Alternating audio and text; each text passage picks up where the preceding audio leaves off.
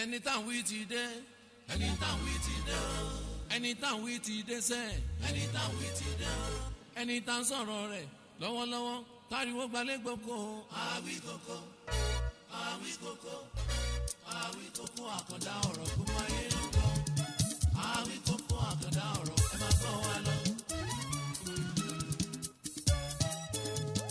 Anytime we today, anytime we today, anytime we today say, anytime we today, anytime sọ̀rọ̀ rẹ̀ lọ́wọ́lọ́wọ́ táriwo gbalẹ̀ gboko, àwí koko, ó dé, àwí koko, hey, àwí koko àkàndá ọ̀rọ̀ kó máa yé lọ́gbọ́, àwí koko àkàndá ọ̀rọ̀ ẹ máa gbọ́ wa lọ. Ètò túmọ̀ gbọ́ wa tó tún nítumọ̀, kó máa yé lọ́gbọ́, àkàndá ọ̀rọ̀ ẹ máa gbọ́ wa lọ. Sọ̀rọ̀ ọlọ́gbọ́n kátàkó mọ́kùn yọ, kó máa yé lọ́gbọ́, àwí koko lójú ọlọ́rọ̀ ẹ máa gbọ́ wa lọ. Bọ́lọ́rọ̀ bá gbọ́ kí lọ́lọ́rọ̀ ó dẹ̀ ṣe gan, kó máa yé lọ́gbọ́, àṣà ìmọ̀ ẹ máa gbọ́ wa lọ. Current affairs kó máa yé lọ́gbọ́, ọ̀rọ̀ tó ń lọ ní ìgboro ẹ máa gbọ́ wa lọ. Kódà tó fi dórí àwọn òṣèlú wa kó máa yé lọ́gbọ́, ìtàn ẹ máa gbọ́ wa lọ. Ìtàn àgbọ̀n fi kọ́gbọ́n kó máa yé lọ́gbọ́, lórí ètò Àwíkókó ẹ máa gbọ́ wa lọ. Àṣà ìmọ̀ kó máa yé lọ́gbọ́, ìjìnlẹ̀ ọ̀rọ̀ lóríṣiríṣi ẹ máa gbọ́ wa lọ. Ladies mo gbọ́ ní tèmi o, kó máa yé lọ́gbọ́, ẹ jẹ́ ká gbọ́ ètò Àwíkókó kó máa yé lọ́gbọ́.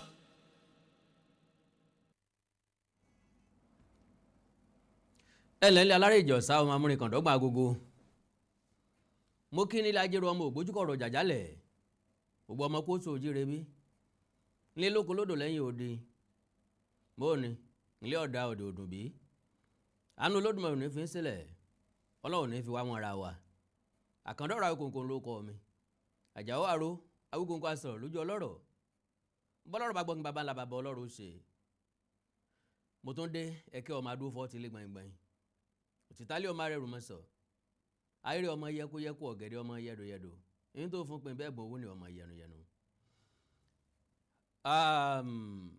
Bójú bá rí tójú ọ̀bá sọ kò ní dáa ìdí ni pé ojú ò ló ń jẹ méjì ju ìran lọ ní làwọn bàbá wa fi pé ìran ló ń jẹ ojú oríṣiríṣi nǹkan ní ṣẹlẹ̀ ń dúníyàn mélòó là ń rí ń bẹ̀ mélòó là ń gbọ́ ń bẹ̀ mélòó la lè sọ̀rọ̀ ń pa rẹ̀ bàbá ní gbogbo nǹkan tí bá ń ṣẹlẹ̀ ńlá mọ̀ sọ̀rọ̀ ń pa rẹ̀ ń tọ́ òun ní nísinmi náà ló jẹ́ kí Yorùbá sọ wípé gbogbo ajá tó bá gbóni lọ́nà ọjà kọ́ là á dá lóhùn pàpà síbẹ̀síbẹ̀ náà kéegun ọwọlé kájọ́ mọ̀ gbogbo ara ajá kele gbà á ṣé ẹ gbàgbé ní kọ̀pẹ́kọ̀pẹ́ yìí la sọ̀rọ̀ nípa Sisi Alágbo àti ọkọ rẹ̀ àti ọ̀rẹ́ Sisi Alágbo tí wọ́n ṣe toto mẹ́lẹ́tò oní sọ́ọ̀mù 3 eléyìí ń lọ lọ́wọ́ náà ni a tún bẹ̀rẹ̀ sí oríṣiríṣi nǹkan lára rẹ̀ ní tọmọ kan tí wọ́n ń pè ní Cindy Oshodi ọ̀ṣọ́ orí TikTok ló wà TikToker ni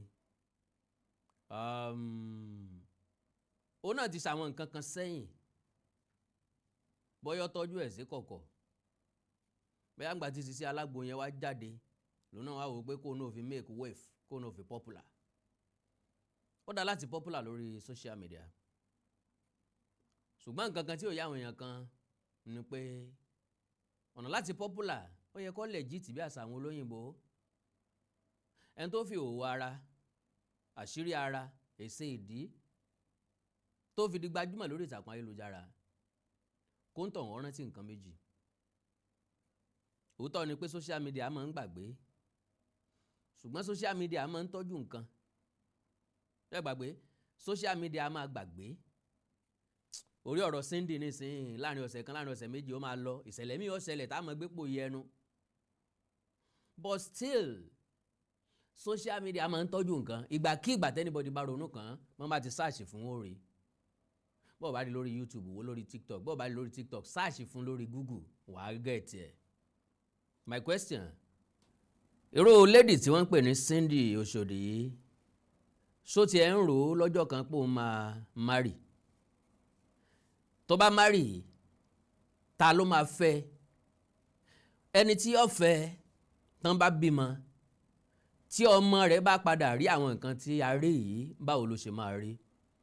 Because as far as I'm concerned, oríṣiríṣi àwọn èèyàn ló sọ̀rọ̀ nípa ẹ̀ o. Mo dẹ̀ láǹfààní àti wo fídíò yẹn, màálù sí ìbáwò máa wo bí oríṣi mẹ́rin oríṣi márùn-ún níbi tó ti ń ẹ jẹ́ ká pé n tó ṣe ní green film torí íńtánẹ́ẹ̀tì ká sọ pé òun náà ti ń ya green film. Now ọ̀pọ̀lọpọ̀ èèyàn ló yà á deliberately fún business wise. Wọ́n á ṣe wọ́n á ta sókè òkun wọ́n á fi gba dọ́là ó fine. Àwọn èèyàn kan táwọn ní tìjú díẹ̀ ṣùgbọ́n tó jẹ́ pé torí ọ̀nà àtijẹ àti mu tó jẹ́ ọ̀tọ̀ọ̀tọ̀ ọ̀rọ̀ ńlọ́jẹ́ kan ó ṣe. Lára wọn máa ń lo mask, lára wọn máa ń ṣe ní ẹ má gbójú mi ta o. Gbogbo ẹ̀ náà àwọn òyìnbó ń ṣe successfully wọ́n dẹ̀ ń jẹ́ ẹ lọ. Nǹkan kan tó fún wọn láǹfààní ni pé òyìnbó ò níran. Quote me anywhere. Òyìnbó ò níran. Òyìnbó ò ní wọn cherish grandmother, great grandmother, great great grandmother. No, àwọn Africa la lè yẹn. Àwọn Africans ńlá ní ojú orórì bàbá mi lélẹ́yìí. Ìyá mọ́mì mi wọ́n sin síbẹ̀ yẹn kò ń sòyìnbó. Òkú wọn gbé lọ sí burial ground ni. Tọ́n bá fẹ́ rántí ẹnjọ́ mi ló gbé flower lọ. Lẹ́yìn ẹ̀ kò sí nǹkan tó kàn mọ́ wọn bá láì fún wọn lọ nìyẹn. Àwa la máa ń níran, àwa la máa ń dórúkọ òdílé wa forever. Òyìnbó bímọ lóòjọ́ ọjọ́ yẹn náà ni wọ́n ti máa táàgì orúkọ ẹ̀ mọ́. Ọjọ́ ọmọ tí orúkọ tí ó máa jẹ́ wọ́n ń sọ orúkọ ọmọ lọ́jọ́ mẹ́jọ kí lọ́kàn wọn. So n táwọn lè ṣe tí wọ́n lè mú jẹ àwọn ò lè ṣe.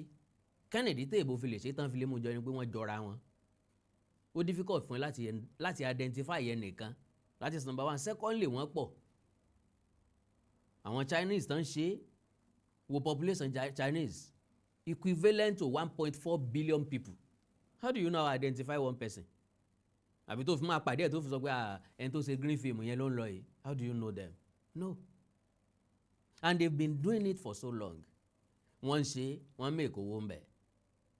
Now yàtọ̀ sí àwọn ìlú tó kù nílẹ̀ Áfíríkà, Nàìjíríà náà ti ń ṣe green film ọjọ́ ti pẹ́, including àwọn Haúsá, including àwọn tí ń lo niqab tí ń lo jab, kò yọ ẹnìkan lẹ̀. So túmọ̀ sí pé kò sẹ́ni mọ́ jalè bílé bá dá. All right, àwọn èèyàn wá bẹ̀rẹ̀ sí ní báṣì Cindy, èpè, èébú, àwọn ọmọkọ́mọ ní ọmọ rádáadáa ní igbádogóje èrò ọ̀wájà. Lo and behold, lady yẹn ò hó wa ní anything. Síbí ìsísí alágbo tiẹ̀ jáde wọ́n apologize. Cindy ò ní ìdí apology fẹ́ni kankan. Because as far as I'm concerned, tó bá jẹ́ business wise ni so ti lówó yẹn. Because mo ṣe ń rí yẹn mo rí pé kò tí arrive ó sì ń struggle ó sì ń hustle. Wọ́n wá ní gbàdógójì èrò wájà owó lòun ti ṣe ti pẹ́ máa hàn fídíò yẹn àti 2021 ni. Àjẹpá ti 2021 yẹn náà láyé rẹ̀ ti bàjẹ́. Torí pé nǹkan pè ló ń jẹ ọmọ ó dàbí ẹni pé ó ti fọ́ ọmọ 5 lọ́yàn. Gbogbo ẹ̀ ti bàjẹ́ kò sí lèyí tó dá ń bẹ̀ mọ́. Àwọn èèyàn kan sọ pé ó mèrè ṣe ó gùdù kílẹ̀ ń bú fún igbádogóje èrò ọ̀wájà. Alright, mo ti sọ díẹ̀ nínú tí mo rò pé ó lè affect ẹ̀ lọ́jọ́ iwájú tàbí àǹfààní tí mo rò pé ó lè jẹ́ ń bẹ̀.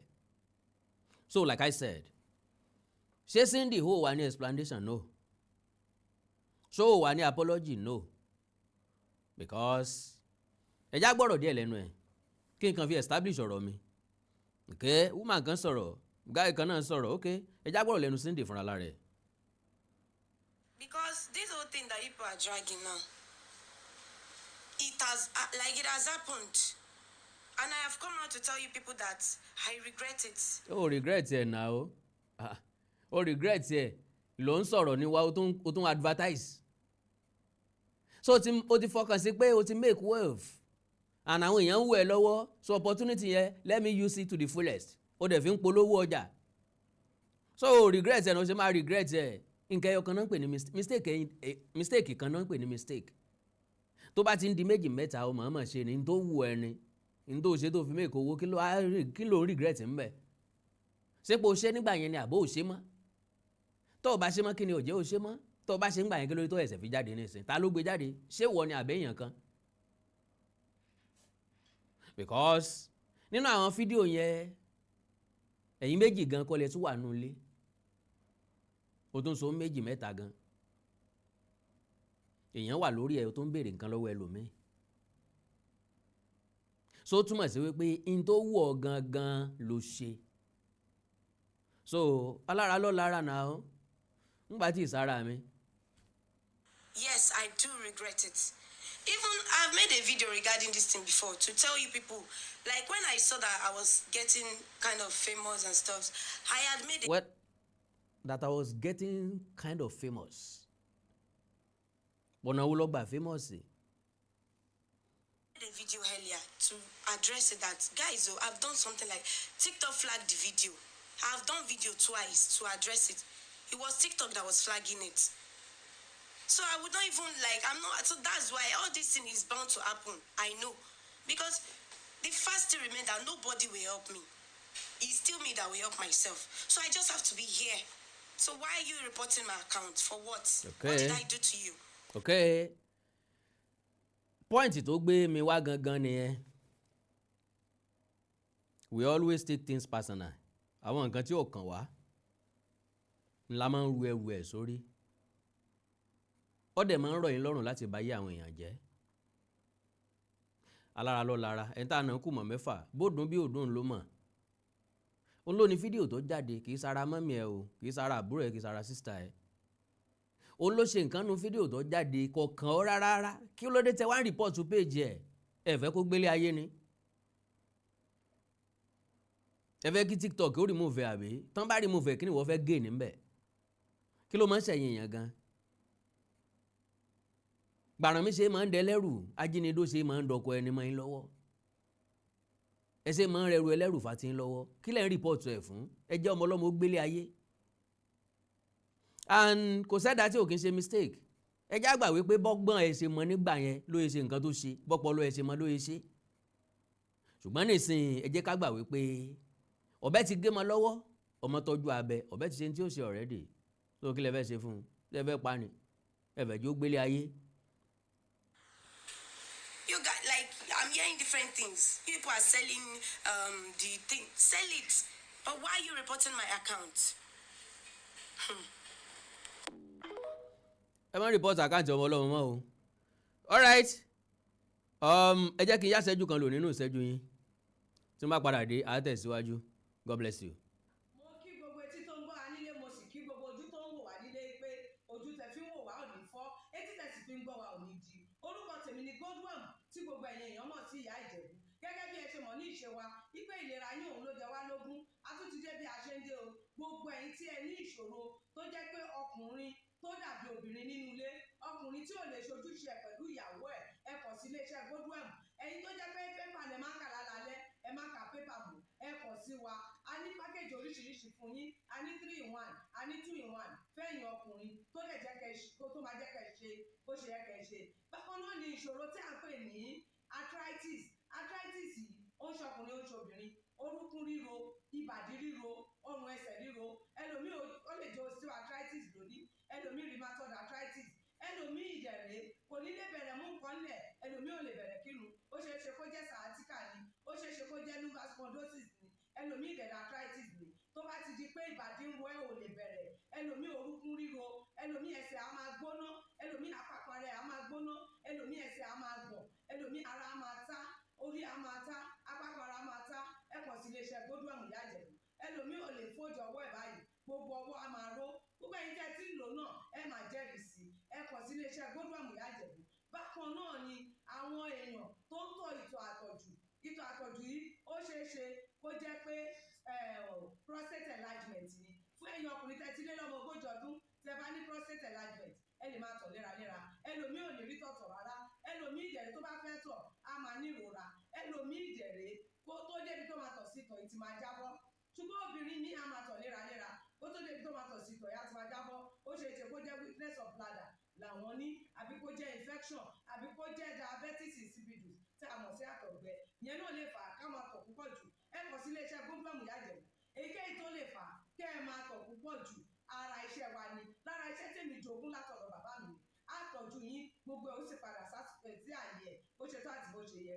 Bákan náà ni àwọn tó ní hepatitis ooru inú ẹ̀dọ̀ ni ṣùgbọ́n tí hepatitis bá ti pẹ́ lára ó lè ba ẹ̀dọ̀ jẹ́ ó lè fà á kéèyàn ní enlarged liver ó dẹ̀ lè fa oríṣiríṣi ìṣòro sí ẹ̀dọ̀ yẹn ẹlòmíì á máa ní àmì bí kínú máa dùn bí kójú máa pọ́n kítọ̀ ẹ̀ máa pọ́n ẹlòmíì dẹ̀ kò ní rámì rárá bóyá lọ ṣàyẹ̀wò wá kàn sọ fún pé ó wà positive ẹ kàn sí wa ẹlòmíì dẹ̀rẹ̀ ó lè jẹ́ liver cirrhosis lòun ní èyíkéyìí tí ẹ ó ìbàjẹ́ ẹ kàn sí iléeṣẹ́ gbódúọ̀mù yájẹ̀mú bí mo ṣe sọ̀rọ̀ yìí tẹ́ ní prostate ó jẹ́ prostate enlargement ni ó jẹ́ prostate cancer ni ẹ kàn sí wa pẹ̀lú ògo Ọlọ́run ẹ ní rí bákan náà mọ́ mo ti sọ fún yín gbogbo ìṣòro yòówù kẹ́ni ewé àti gbòǹkan mélé tí àwọn bàbá wa ń lò láyé àtijọ́ tá a ti gbé kalẹ̀ lọ́nà ìgbàlódé tó sì ṣe bẹbẹ lágbára òun là ń lò fún ọmọdé àti àgbà ẹ kàn sí wa ẹ ní kábàámọ̀ pẹ̀ ṣe bẹ́ẹ̀ ẹ̀rọ ìbánisọ̀rọ̀ mi ni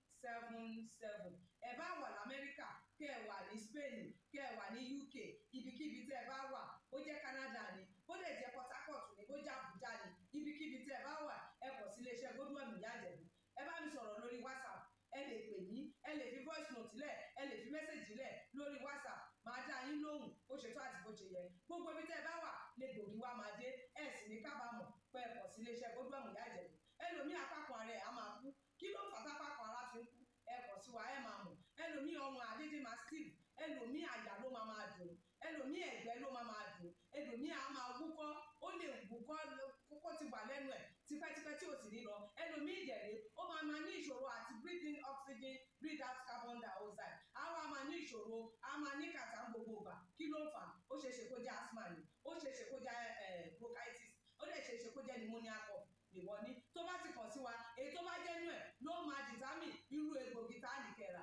láti lè ṣe wa ẹ ṣe mọ̀ mo ti sọ fún yín o ẹ̀rọ ìbánisọ̀rọ̀ wa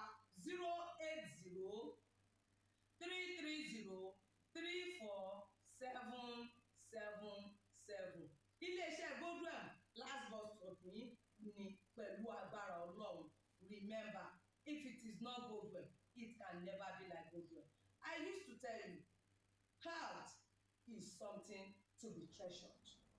Ire o. ẹ káàbọ̀ padà well orin tí ò ṣòro kọkọ̀ yẹ kó ṣòro gbé àwọn ọ̀rọ̀ kan bẹ tí ó yẹ kó lani lóògùn ẹ jẹ́ n play second video Cindy.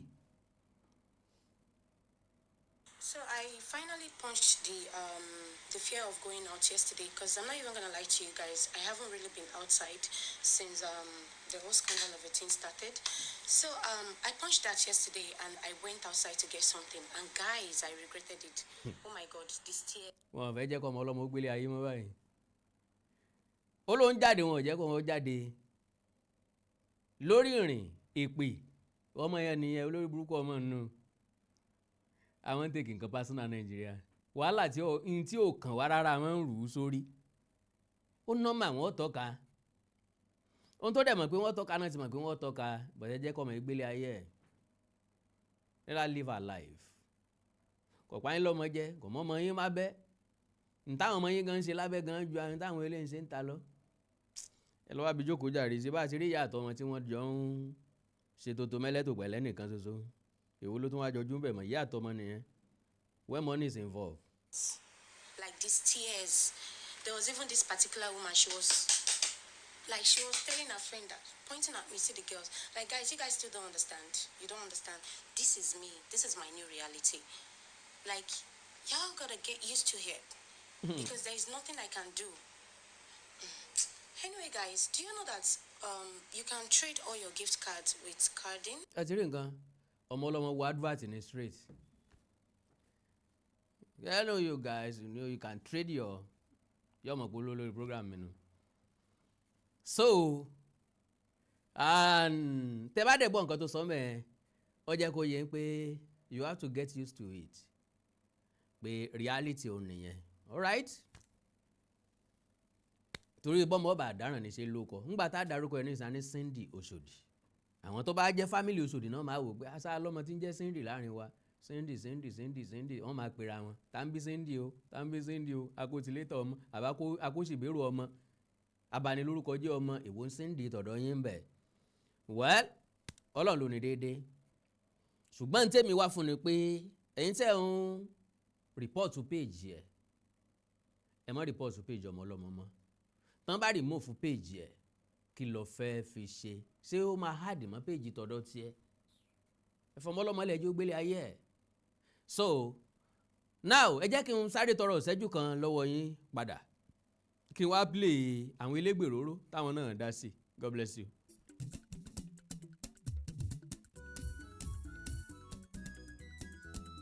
Olímèrè ni ẹ máa bọ̀ o fún gbogbo nǹkan tó jẹ́ spirituality l'Amẹ́ríkà ní London ní Yorùbá Olímèrè spiritual store ni ẹ máa bọ̀ o. Olímèrè spiritual store àgbà àràgbà ilé ìtajà tọ́kalẹ̀ sórílẹ̀-èdè Amẹ́ríkà níbi tẹ́ ẹ ti máa rí gbogbo nǹkan ìbílẹ̀ rà lọ́lọ́kan òjọ̀kan. A standard spiritual store tẹ́ ẹ ti máa rí gbogbo nǹkan tọrọ mọ́ spirituality rà. Spiritual perfume bíi perfume divine grace tí jẹ́ káàánú ọwọ́ ni rí débi kọ̀rọ̀kọ́ndú. Perfume 77 Holy Michael perfume lẹ́yìn fẹ́ rà. Divine favour chairman perfume ẹ̀mí mímọ́ perfume Miss Paris àti bẹ́ẹ̀ bẹ́ẹ̀ lọ. Bákan náà ni spiritual soul àwọn ọṣẹ aṣínà lóríṣiríṣi ọṣẹ aṣẹ́gun ọṣẹ arọ́bí ọṣẹ pègúnrẹ́ ọṣẹ ìtúsílẹ̀ ọṣẹ ìwòsàn bẹ́ẹ̀ bá ṣe fẹ́ sí ni. Holy Mary ń ta spiritual oil òróró bíntù 6 flower òróró pẹ̀lú ọṣẹ tó gallant danduala sasorobia magnet oil ọ̀sọ̀rọ̀bíà success oil witches expeller oògùn ọfà àgbo ọfà àpòrú ọfà tó dájú àgbo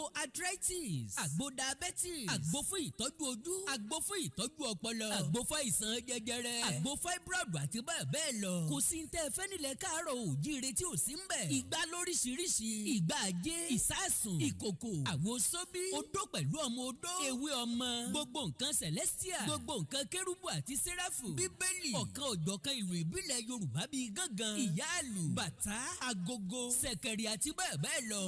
Gbogbo ẹ̀ ní Holy Mary spiritual store tó wà ní 7816 Paston Drive District Heights Maryland United States of America. Gbogbo ẹ̀yin ta Amẹ́ríkà London títí dé gbogbo Europe kan lẹ̀ gbàngbàngbàn. Ẹ fi ọkàn balẹ̀ gbogbo ntẹ́ ẹ bá fẹ́ ní Holy Mary spiritual store wọ́n ó gbé dẹnu ọ̀nà yín kókókó. Bákan náà ni wọ́n ń ṣe spiritual consultation. Bóyá ẹ fẹ́ wádìí nǹkan tó díjú tó lọ́jú papọ̀ tó ta kókó. Ẹ̀yin ẹ sáà ti pè wọ́n sórí nọ́mbà yìí tàbí kẹ́ ẹ bá wọn sọ̀rọ̀ lórí WhatsApp +1 240 486 7267 +1 240 486 7267 tàbí kẹ́ ẹ kàn sí wọn lórí website holymaryshop.online. Bó o bá fẹ́ wẹ ìgún wẹ ìpè wẹ ìdààmú ayé rẹ kúrò Holy Mary spiritual store ní kó o máa lọ. Holy Mary spiritual store ẹbọ kéékèèké ní gbalẹ̀ ìkúlẹ̀. Ọ̀rọ̀ ayé wa ń fẹ́ àbójútó mójútó ọ̀rọ̀ ayé rẹ yóò sì dára fún ọ. Gbogbo nǹkan tó jẹ́ spirituality l'Amẹ́ríkà ní London ní Yorùbá Holy Mary spiritual store ní ẹ máa bọ̀ o. Ẹ káàbọ̀ padà well lára àwọn èèyàn tó ṣe fídíò ẹgbọ́ kan. Síndọ̀ Oshodi tí nódùsì rẹ̀ cast ń jẹta. Núdù kọ. Ẹ jẹ́ ká gbé pé ti pé bóyá èèyàn ń jọ̀jẹ́ ẹ jẹ́ ká gbé sẹ́gbẹ̀ẹ́. Ọmọ yẹn ò ṣe anybody o. Ọmọ yẹn ò ṣe anybody o. No be today person dey act blue o. Èní kọ́ àìmọye Nigerians tó act blue o. Àìmọye Nigerians tó act blue o. Wàláì tẹ́lẹ̀ tí wọ́n bí lára síláwà ká ní pé ọmọ Síndọ̀ Oshodi yẹn ká ní pé ó ti túṣì ń sìn tó túṣì dáadáa.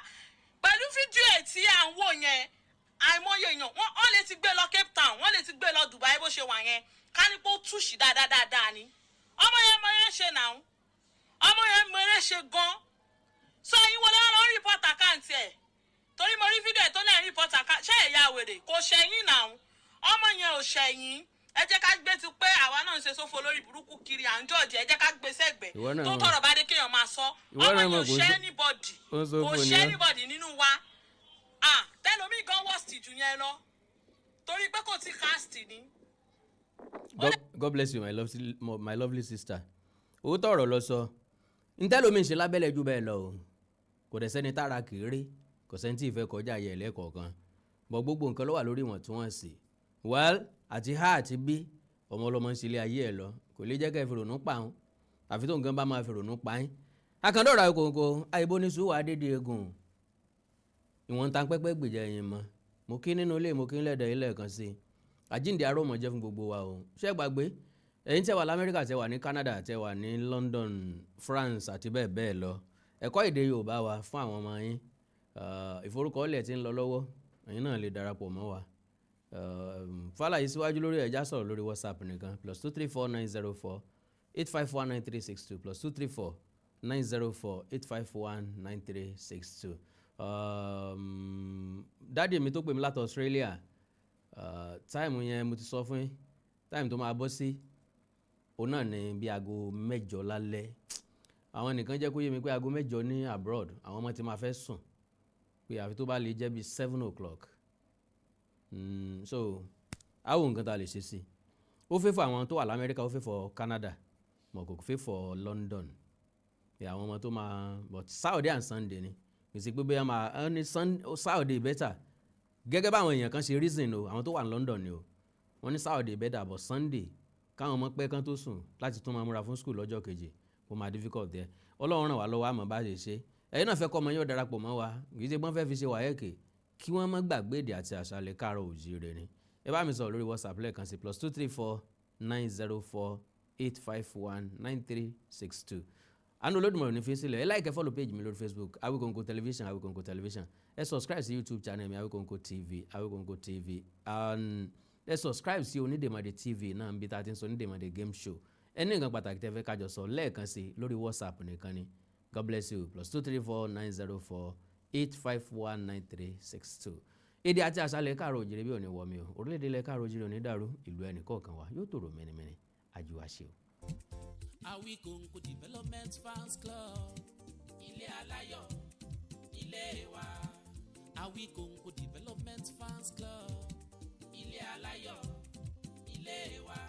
Ẹgbẹ́ tó dúró fún ìdàgbàsókè àti tẹ̀síwájú èdè àṣà àtún àjogúnbá ilẹ̀ Yorùbá. Ẹgbẹ́ tó fẹ́ ìrẹ́pọ̀ gbogbo ọmọ Yorùbá tó tún gbé àṣà àti ṣe Yorùbá lárugẹ. Awikonko Development Fans Club ilé aláyọ̀ ilé wa.